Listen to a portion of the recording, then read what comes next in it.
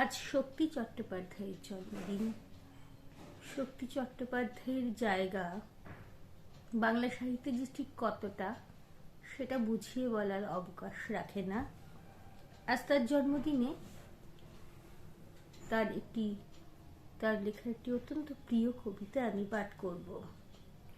একবার তুমি, শক্তি চট্টোপাধ্যায়, একবার তুমি ভালোবাসতে চেষ্টা করো, দেখবে নদীর ভিতরে মাছের বুক থেকে পাথর ঝরে পড়ছে।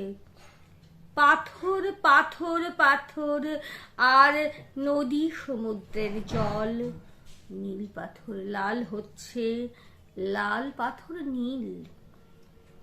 একবার তুমি ভালোবাসতে চেষ্টা করো। বুকের ভিতরে কিছু পাথর থাকা ভালো, ধ্বনি দিলে প্রতিধ্বনি পাওয়া যায়।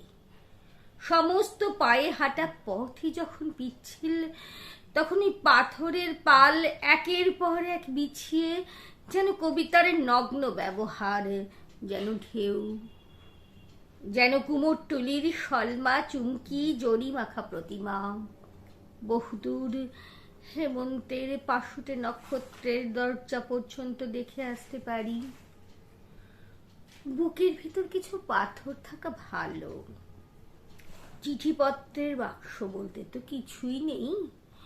পাথরের ফাঁক ফোকরে রেখে এলি কাজ হাসিল হয়। অনেক সময় তো ঘর করতে মন চায়। মাছের বুকের পাথর ক্রমেই আমাদের বুকে এসে জায়গা করে নিচ্ছে।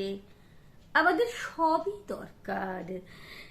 আমরা ঘর বাড়ি গড়ব, সভ্যতার একটা স্থায়ী স্তম্ভ গড়ে তুলব।